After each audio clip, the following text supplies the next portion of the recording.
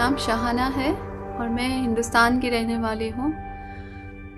मैं एक सुन्नी मुस्लिम परिवार से हूँ जिसमें हमारे माँ बाप को हम लोग 5 बच्चे और मेरे माँ बाप कुल मिला के हमारे परिवार में 7 लोग हैं। इसके बाद जब मैंने ग्रेजुएशन में फर्स्ट ईयर में जब एडमिशन लिया तब वहाँ मुझे एक मेरी दोस्त थी जो मसीही थी। उस दोस्त के ज़रिए मुझे हमेशा हम दोनों के बीच में तकरार और बहस हुआ करती थी, क्योंकि वो जब भी मेरे पास आती थी तो मसीह का पैगाम लेकर आती थी। क्योंकि हमको बचपन से ही सिखाया गया था कि क्रिश्चियन से या मसीही लोगों से बात नहीं करना, क्योंकि वो सब गलत हैं, उनके साथ बातचीत करना भी हमको कुफ्र के बराबर है। बचपन से ही हमारे दिमागों में ये बात बिठा दी गई थी कि ना क्रिश्चियन से दोस्ती करनी है, ना हिंदू से दोस्ती करनी है, बल्कि जो मुस्लिम हैं मुस्लिम के दरमियान में ही रहना है और सारे इस्लाम के रूल्स फॉलो करना है। तो मैंने उसे एक दिन कह दिया कि अगर तुमको मसीह के बारे में कुछ बताना है, बेहतर है कि तुम मुझसे ना बात करो, क्योंकि मैं नहीं चाहती कि तुमसे दोस्ती करूं और तुमसे कुछ बातें सुनो। इस तरह मैं मसीह में भी अपने इस्लाम में भी बहुत पाबंद थी। नमाज 5 वक्त की नमाज करना, सुबह सुबह सवेरे उठकर 4 बजे 4:30 बजे उठकर तहज्जुद की नमाज करना और अपने परिवार के लिए दुआ करना और रमज़ान के रोज़े रहना। हर चीज़ में मैं अपनी माँ बाप की बात सुनना, हर चीज़ में मैं पाबंदी थी और अपनी ज़िम्मेदारी से अपनी इस्लाम की जो जो तालीम दी गई थी उन तालीम पर पूरा रहती थी और उन हर तालीम को पूरी तरह से मैं अदा करती थी। लेकिन कई बार मेरे परिवार में ऐसा होता था कि कई दुख दर्द आते थे जिसके लिए मैं दुआ करती तो कभी हमारी दुआ कबूल नहीं होती थी। सालों से इतने बार इस्लाम में रहकर दुआ करने के बाद भी हमारी दुआओं की जवाब नहीं दी गई। मेरे मन में हमेशा ये ख्याल आता था कि क्यों ऐसा है और क्यों अरबी में ही पढ़ने के लिए कहा गया। जो इतने सारे पैगंबर आए उनको कहा गया कि लास्ट मोहम्मद ही हैं, क्यों ऐसा कहा गया। मुझे हमेशा ये सवाल मेरे अंदर उठा करते थे और मैं हमेशा ये जानती थी, ये सुनते आती थी कि कुरान में लिखा हुआ है कि अगर तुम्हें कोई शक है तो तुम पहले जाके अहले किताब वालों से पूछो। अहले किताब यानी मसीही लोगों से जाके पूछो। फिर ग्रेजुएशन का 3rd ईयर जब आया तब मेरी सहेली मेरे पास आई और उसने फिर से मुझसे दोस्ती का हाथ बढ़ाने के लिए कहा। तब मैंने उसे कह दिया कि देखो, मैं तुमसे दोस्ती तो करेंगे, लेकिन मुझे मसीह का पैगाम या मसीहत के बारे में बताने की प्लीज़ कुछ भी कोशिश मत करना। तो इस बुनियाद पर हमारी दोस्ती आगे बढ़ी और हमने ग्रेजुएशन पास किया। उसके बाद फिर मुझे मक्का जाने का मौका मिला, क्योंकि मेरे मामा लोग उधर हुआ करते थे। तो उस तरह मैंने उम्रा किया। लेकिन उम्रा जाने के बाद मैंने काबा के कपड़े को पकड़कर बहुत रोई कि वहाँ ये दुआ की कि अगर खुदा तो सच में है तो मुझे दिखाई दे। जब मैं उम्रा करके मक्के से जब हिंदुस्तान को वापस आई, बस थोड़े ही दिन, 1 हफ्ता नहीं गुजरा होगा कि फिर से मुझे मन में आ रहा था कि मैं उस दोस्त से मिलूं। तो मैंने झट से उसका नंबर अपनी डायरी में देखना शुरू कर दिया और फिर मैंने उसे फ़ोन किया और उसे मिलने की चाहत इकरार की। तब वो मुझे मिली और मिलकर उससे हम बातचीत किए।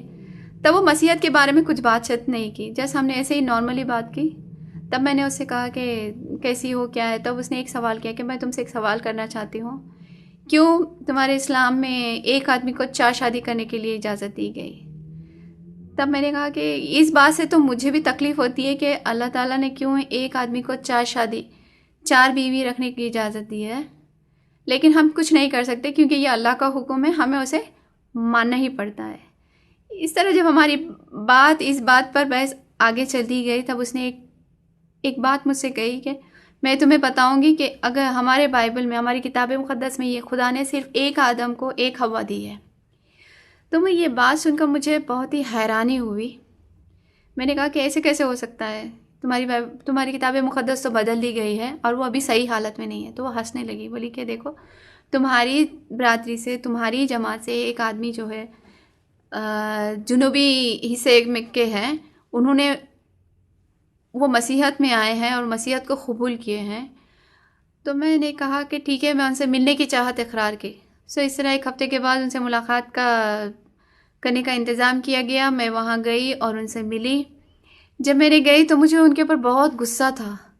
मैंने उन पर गुस्से का इजहार किया और कहा कि आप कैसे अच्छे इस्लाम को छोड़कर आप इस मसीहत में आ सकते हैं। तब वो बहुत हंसे और फिर उन्होंने कहा कि देखो शाहाना, हम इस बात पर गुफ्तगू करेंगे, बातचीत करेंगे।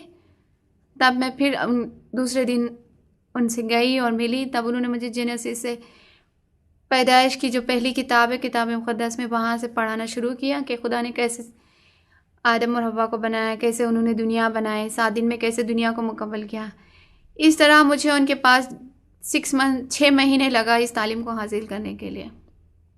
लेकिन घर में जब मेरा ग्रेजुएशन मुकम्मल हो चुका था, मेरे माँ बाप मेरी शादी करने के लिए देख रहे थे मुस्लिम में। मेरा घर से भी निकलना मुश्किल था, तो मैं अपने माँ बाप को झूठ बोलकर उनसे कहा कि मैं पार्लर कोर्स करना चाहते हैं, और हम रोज़ पार्लर जाते हैं कहकर मम्मी से जाते थे और आते थे हम यहाँ पे मसीही तालीम सीखने के लिए। 6 महीने गुजरने के बाद जब वो भी बहुत मसरूफ़ हो गए, तब उन्होंने कहा कि एक इंस्टीट्यूट है जो इसकी तालीम देता है, वहाँ तुम जाकर अच्छे से इसकी तालीम हासिल कर सकती हो।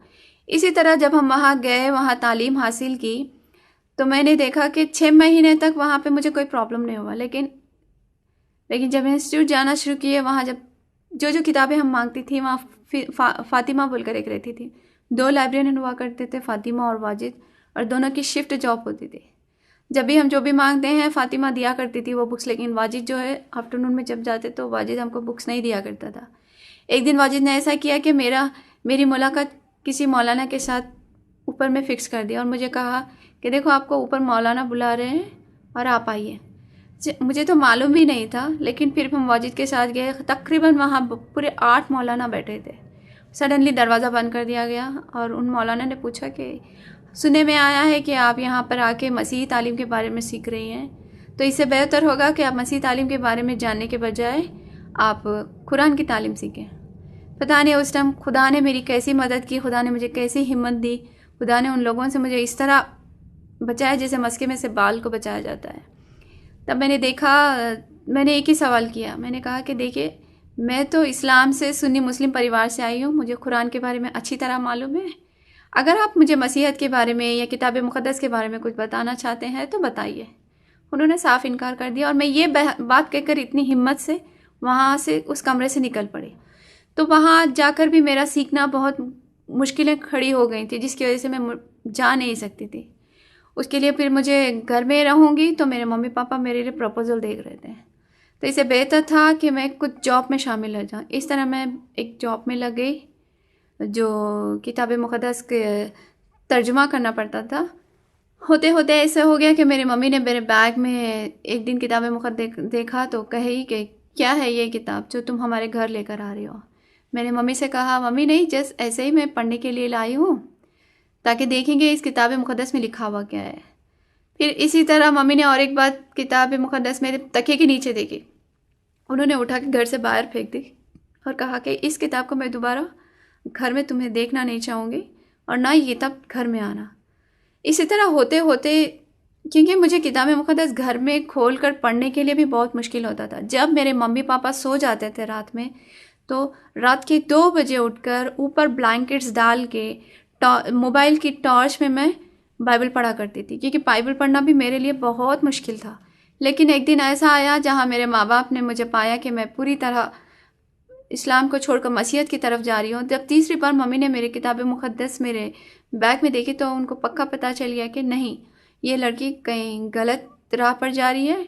इस तरह उन्होंने क्या किया, उनके भाई से बात करके और मेरे पापा से बात करके, जब मैं 21-22 साल की थी, तब मुझे एक 45 साल के आदमी से, जो पहले से ही तलाक़शुदा था और जिसका 5 साल का बेटा था, उससे शादी फ़िक्स कर दी गई थी। वो भी इसलिए गुस्से में इतना जल्दी फ़िक्स कर दी गई थी क्योंकि मैं इस्लाम को छोड़ मसीहत की तरफ जा रही थी। और ना जब लड़के वाले के माँ बाप मुझे देखने आए तो ना उस लड़के की तस्वीर मुझे बताई गई और ना मुझे उसके बारे में कुछ कहा गया। मुझे लॉकअप में बंद किया गया, खाना नहीं दिया गया। तो उस वक्त जो मेरा छोटा भाई था, उसने मेरी मदद की। खुदा ने किसी तरह उसके दिल में मदद डाली और कहा कि दीदी, आप जिधर जाना चाहते हैं, जिस खुदा को आप मान रहे हैं, इस घर से भाग जाओ। मैं नहीं चाहता कि आप इस आदमी से शादी करो। तो बस शादी के 1 दिन पहले मैं उस घर से भाग निकली थी। मैंने एक लेटर लिखा और लेटर लिखा कि मम्मी पापा आप मुझे माफ़ कीजिए क्योंकि मैंने मसीहत पर ईमान लाया है और यहाँ से मुझे ढूंढने की कोशिश मत कीजिए क्योंकि मैं एक मसीही आदमी से शादी करूँगी और मैं आपके घर से कुछ लेकर नहीं भाग रही हूँ, बल्कि मसीह के लिए यहाँ से घर छोड़कर जा रही हूँ। और वहाँ से निकल पड़ी। अपना एक जोड़ा जो मैंने पहना था वही बुर्का और चप्पल, अपना पर्स खाली लिए, 10 रुपये लिए और वहाँ से निकल पड़े। सुबह 5:30 बजे सीधे निकले गए अपने जिन्होंने तालीम दी थी मसीहत की उनके पास गए और उनके पास जाकर ये सारी कहानी सुनाई। तभी उनके वाइफ की पहचान में जो उनकी वाइफ की मम्मी जो थी उनकी पहचान में एक लड़का था जो, वो लोग हिंदू कन्वर्ट है, वो हिंदू परिवार से आए हैं जो मसीह पर ईमान लेकर आए थे। उन्होंने क्या किया, एक दिन ऐसी ही बात छेड़ी कि देखो उस लड़के से बात करके देखते हैं, अगर वो लड़का राज़ी होता है तब फिर बात आगे बढ़ाएंगे। इस तरह मेरी शादी बहुत जल्दबाजी में हो गई। मुझे पता भी नहीं चला कि मैंने किसको क्या देखना है, क्या लड़का कितना पढ़ा लिखा है, कितना दौलतमंद है, कितना कमाता है, इसकी क्वालिफिकेशन कितनी है, मैंने ये सब कुछ नहीं देखा। बस जैसे जैसे सामने रास्ता दिख रहा था मैं उस रास्ते को अपनाई। हमारी शादी हुई, उसके बाद हम वहाँ से नॉर्थ साइड निकल पड़े क्योंकि मुझे फिर हिंदुस्तान में रहना, क्योंकि मेरे पापा कह चुके थे कि तुम हमारे परिवार के लिए मर चुकी हो, फिर तुम अपना चेहरा हमें नहीं दिखाना, तुम हमारी औलाद में नहीं हो और ना तुम्हें कोई जायदाद दी जाएगी। इस तरह घर से निकले 11 साल तक मेरे मम्मी पापा के साथ मेरा कोई कांटेक्ट या कोई रिलेशनशिप या कोई रिश्ता नहीं रहा। बल्कि फिर जस्ट 1-1.5 साल पहले ही ऐसा हुआ कि खुदा ने मेरे मम्मी पापा से मुलाकात कराई। एक मेरी ज़िंदगी में हर चीज़ एक ऐसा खुदा का अजूबा और हुआ जो मैं बता नहीं सकती। मैंने